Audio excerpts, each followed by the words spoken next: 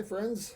My name is Steve Getterman, coming to you from Bozeman, Montana. I'd like to welcome you and thank you for coming to this presentation entitled A Shamanic Approach to Clearer Communication with Self and the World. So, what I hope to share with you a little bit tonight is to learn how to reduce the mixed messages we send, how to become more intimate with what gives us life, and then later to experience an illuminating practice to achieve better heart brain coherence, and maybe answer a few questions along the way that have come up. It seems wise, though, to give you a little background first on myself and I suppose some of the experiences and people that have brought me here. Probably like many of you, I've been interested in the human potential movement, human energies for a long time. Growing up, I had some great people around me, my parents, neighbors, teachers, and yet I didn't feel like their focus in terms of what life was or what life was supposed to be all about was a focus that I shared. I always felt that there was, something more behind the scenes besides just their pursuit of happiness, I guess you could say. Um, and so, over the years, of course, meeting some people, reading some books and things like that, but nothing really brings it together like meeting someone who really can bring some of this larger reality to life in your life. And I met someone like that. Probably the first person that I met like that is Jack Schwartz. Well, Jack is no longer with us. I met him in Southern Oregon when he lived and taught there. I met him in the early 80s, I believe. And Jack was extremely well known, probably one of the best well known human potential, human energy teachers in the 70s, 80s, and 90s. And people also researched him a lot. So he was like a scientific phenom because of what he could do with his body. And as a lot of people said, if you're interested in what Jack can do with his body, you've got to be interested in what's going on in his head. And I was because of the things that he could do predominantly with rapid healing and auric vision and things such as that. So I don't want to get into that too much, but I studied with Jack, and then he and I, let me grab this book. I hope you can see this. Co-wrote this book titled, make sure I get it right, It's Not What You Eat, but What Eats You. And so because I did some of this behind the scenes work with Jack, I learned quite a bit, and in order to be able to convey it, I hope somewhat intelligently to other people in this book. And so around the same time, I met a Lakota spiritual leader by the name of Wallace Black Elk, who also was coming to the area, working with Southern Oregon State College, I think it's Southern Oregon State University now, to offer some of his spiritual ways and sweat lodge and other ceremonies. And so this was a time when there was even a lot of upheaval among the Lakota people as to how much, if anything, to share with outsiders. And Wallace didn't see that as being an issue at all. So much to the consternation and dismay of some of the more militant Native people, he opened his ceremonies, and I did do the sweats with him, and learn how to build a sweat lodge, the inipi, which is the sweat lodge ceremony. And it was important, the way that Wallace explained it, which is going to fit in later, is that it wasn't so much that he considered to be these Lakota ways, because he said if these were Lakota ways, all of the Lakota people would be doing them, but they're not. He said these are Earthman ways. Now, to me, there's absolutely to me, it's those two things correlate very, very well. I'll just leave it like that. So, to give you an idea, too, of how Wallace was sharing, when I knew that he was offering the Humblecha, the Vision Quest, I asked him what I needed to do to participate in it. And he said, all you have to do is ask. And that just blew me away because I felt like there should be something so much more than that. The simplicity almost intimidated me. And even though I had friends who asked and went, as it's called, up on the hill with Wallace, I never took that step until later. When I moved to Montana and met another Lakota spiritual leader by the name of Jim Miller. And Jim, probably around, I think, 2000 or so, the year 2000 or so, I'm not sure, but I think that was it, also decided to open his ceremonies to all people. And again, of course, met with resistance. But Jim was certainly of a strong enough mind and body that if he was going to do it, he was going to do it, and he did it, and nothing stopped him.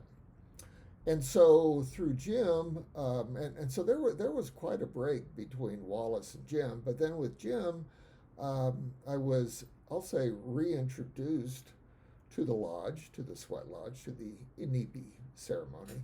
And then this time I actually did follow it up with the Humblecha, the Vision Quest. And I'll get into this a little bit later, mainly because of this truly dark night of the soul that I was going through at the time. And but anyway, after I'm going to go into that just a little bit more later because it ties into things. And then about 10 years or so ago, I met Don Oscar Mero Quesada, a Peruvian shaman. And, Don Oscar's ways just kind of just expounded upon everything to a much, much larger reality. And I think because his way of teaching is not only through demonstrating and also through teaching through the heart, his heart, as well as, your heart, but because he is so eloquent, he's able to I think, explain mysticism, realities that are pretty hard sometimes to find the words for it, but Don Oscar does a very, very good job of that. And so these three people, these three men, they just happen to be men, Jack, Jim, and Don Oscar, helped me to kind of conceptualize how these different pathways began to coalesce into my personal way, which is the way that I feel that it needs to be done. Once you have that foundation, I always feel and stress that having an ancestral foundation is extremely important before you begin to, let's just say, get too creative with what it is that you're doing. And again, I can explain a little bit more of this later, but because I don't want to get down, I don't want to get distracted too much more than that. So, so where are we? I'm going to kind of glance at my notes here a little bit, and because I think it'll be a little bit more coherent. So, really, why now? Why should we learn to reduce the mixed messages we send now? What's, really what's going on? The one thing I want to mention with not just the men that I just mentioned, but so many other people along this path, is one of many consistencies that they have or had is don't give your power away. This is the best way to avoid sending mixed messages to the universe or multiverse And one of the best ways to help clarify the messages that are coming to you from without, to have that authentic sense of who and what you are, that unique, authentic sense.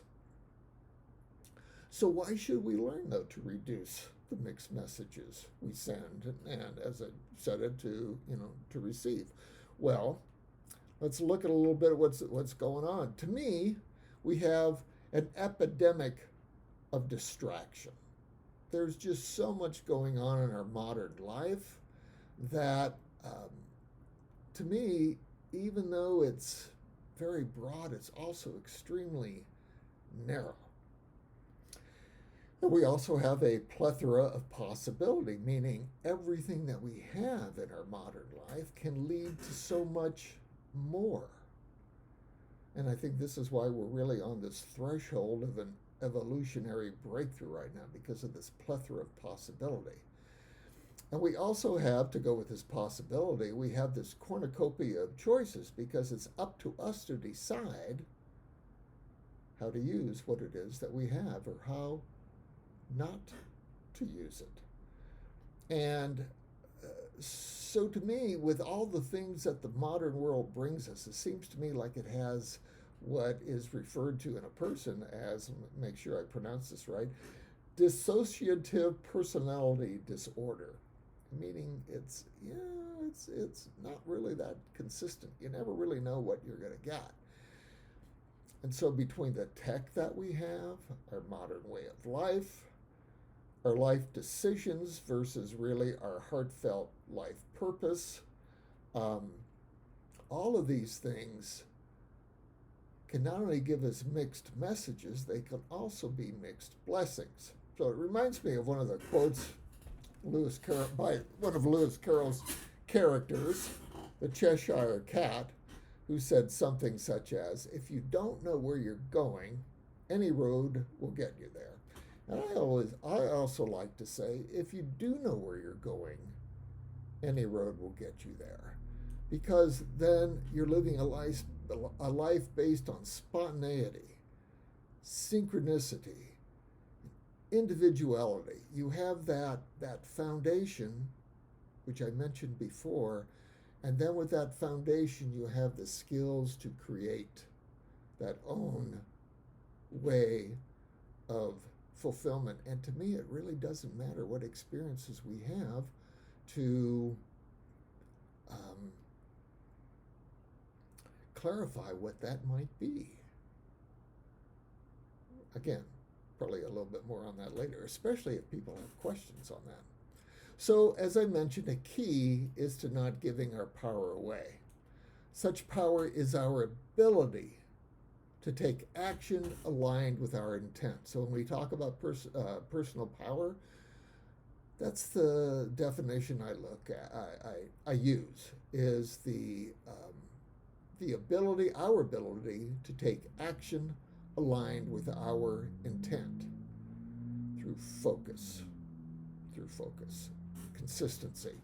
Now, my personal, so that we avoid these mixed messages that I've already alluded to, my personal experiences definitely showed me that once I started to give my power away, I lost a lot of control with and over everything.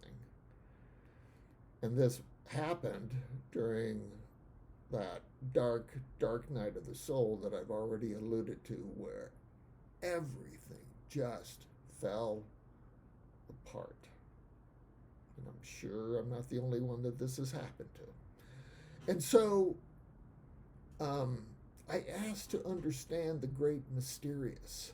And the great mysterious is one way, again, that some of the Lakota people refer to what's commonly maybe called the great mystery. But I tend to like the term the great mysterious a little bit more.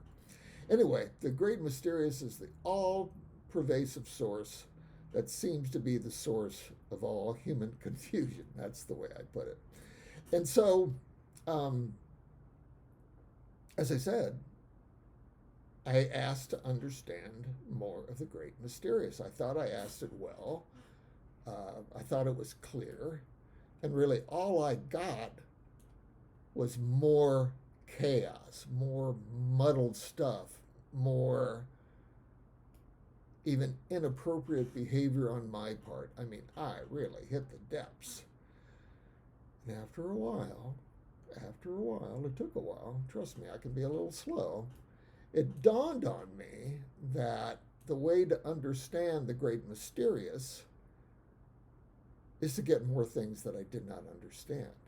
In other words, I was experiencing the great mysterious. And the great mysterious was giving me more of what already brought me to that dark night of the soul. And so it says, well, you don't seem to understand it. The only way you're going to understand it is to get more of it. So simply put, I quit asking questions like that. So it's extremely important when we, in my opinion, when we are really going before these powers, that we go before them, with such humility and openness and clarity and receptivity and acceptance, because we really don't know what we're going to get once we head down that path, whether the Cheshire Cat is with us or not.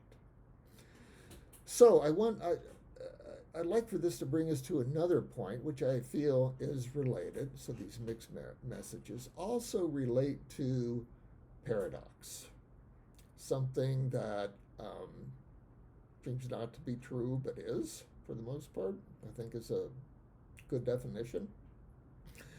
So Niels Bohr, who was a physicist and contemporary of Einstein, of Albert Einstein, said, "No paradox, no progress." So, exactly what he means by that, I'd have to go into it, a little bit more, not so much to explain it, but in order for me to understand it a bit more. But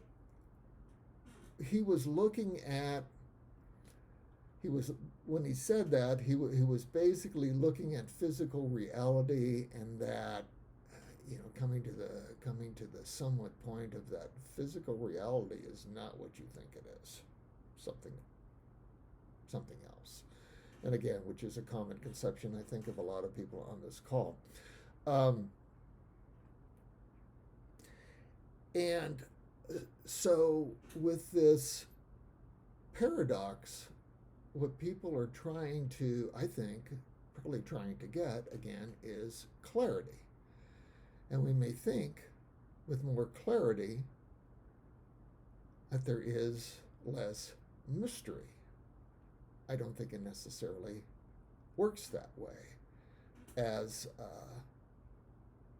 Dioxin Ghost Horse says, if we live in a way to consciously apply mystery to everything, or that's his recommendation, is to live in a way to consciously apply mystery to everything, meaning that we really may not understand what's going on. So don't try to solve it. Don't try to understand it. Just witness it. See it in action. Know that we are part of it. And become one with it. Not at odds with what we can't or don't understand at the time. And I feel that, of course, the natural world, the natural three-dimensional world, brings this to our, brings that to our senses consistently. So, what we're trying to look at is for a cause and effect in this mystery, because paradox is rampant in the world of magic and of mystery. There is a cause and effect. These things don't just happen. I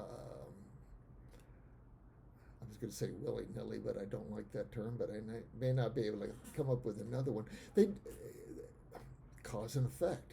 I think that's probably the simplest way to explain it.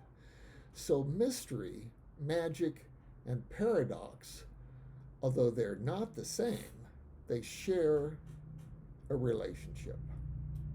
Now I want to look into something else that is related, and that is the concept of fractals.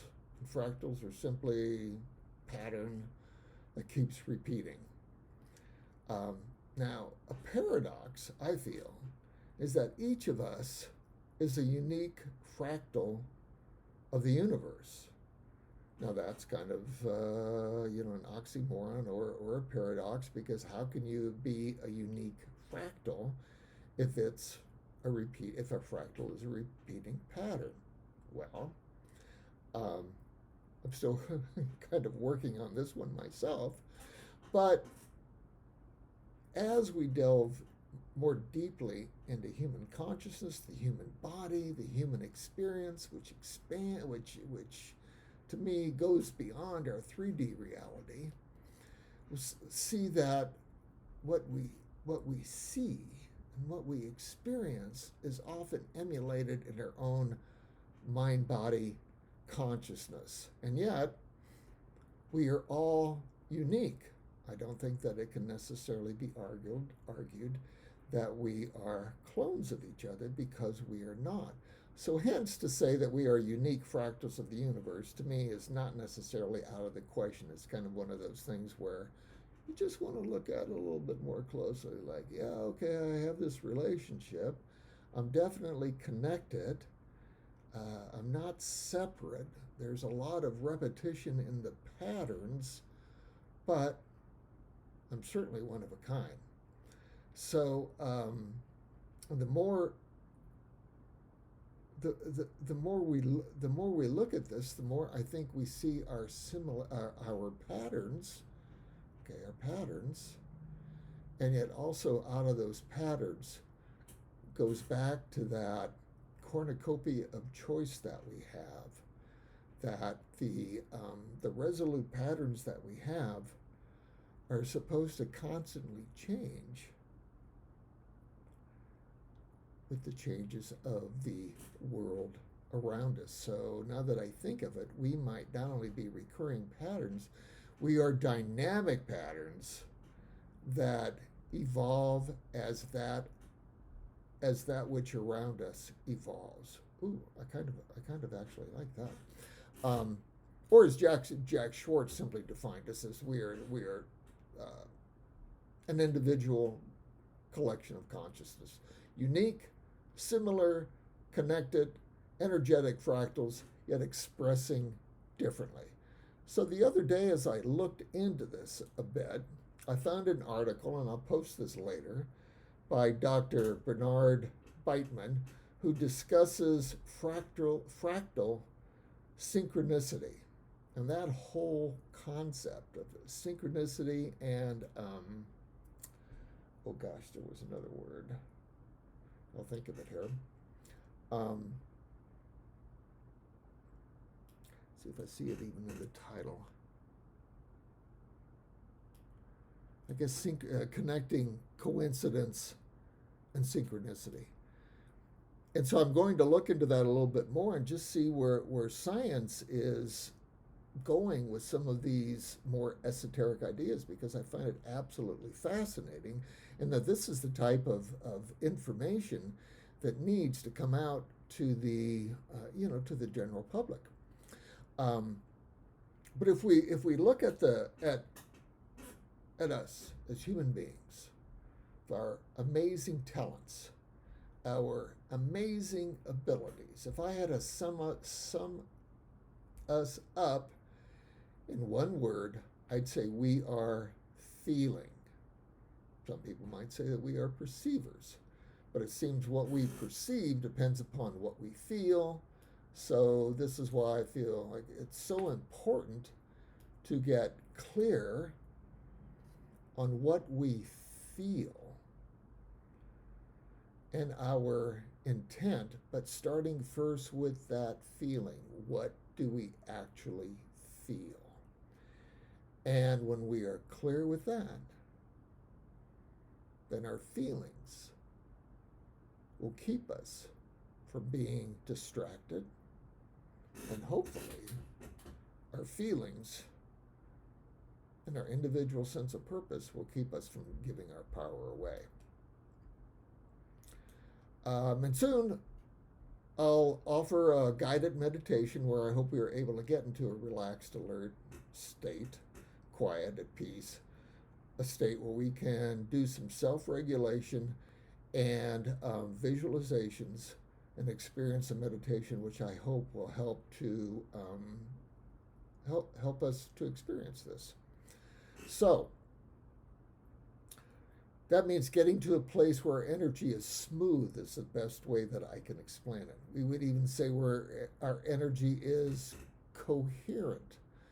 Heart, brain, body operating on the same wavelength, so to speak. Now that's a metaphor. I don't mean that in actuality. That's a metaphor. And bask in that state. And then when we are coherent and at peace, and everything's working together, any thought we allow to rise properly from that energetic state of feeling becomes a clear message because it has no competition. And this is one way our feelings and thoughts work together to create that right action. And through that right action, it's one way to go from familiarity to intimacy. So all of these things work together. So when we look at, sending a message, to whom do we send the message, or to what? So it kind of comes from, as well as is released from, our higher mind or our mind-body system, our feeling, as well as the resonant energy around us. As we expand our state and we're not separated, we do resonate. We're not just resonating with ourselves, we're resonating with what's around us. And if we looked at if we consider that this energetic field has all possibility, the challenge is to resonate with the possibility that best serves our purpose. There's like one way I can describe it, and I won't know if this really makes a whole lot of sense, but again, look at it as a metaphor. Jack Schwartz, who I just spoke about, ate very little. And when I was interviewing him for the book that I mentioned, It's Not What You Eat, But What Ate You, because he ate so little, this is one of the things that the researchers, very, very little, much of the time, it fascinated the researchers because he had such a high level of energy. And I said, because he said he was in this expanded energetic state. And I said, well, Jack, you obviously don't have a meal forming in your stomach. What's going on? And he just looks at me like, my gosh, Steve, I thought you knew this by now. And so he's looking at what he refers to as the electropotentials of the,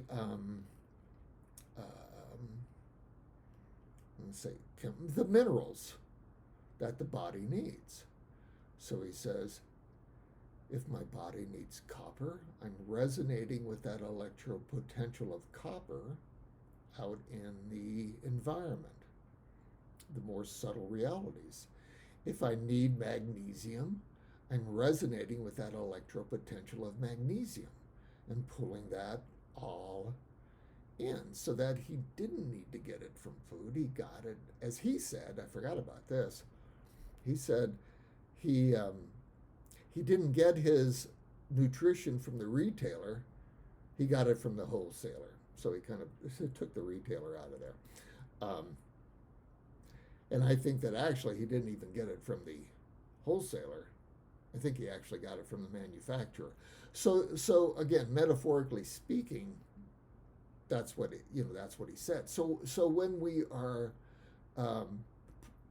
offering the message to the environment to think of this possibility in terms of that resonance. And again, I'm sure that this is not a new concept to any of you. It's more of a reminder. So to use our feelings to send clear messages. If we don't give our power away, our feelings are always much clearer, and the amplitude, the power behind the thought, is much more powerful. And amplitude is one of these things that gets left out. So often our decisions revolve around more of should I or shouldn't I, really on a low level kind of state. Should I go to the mall? Should I not? Should I have this for dinner? Should I not?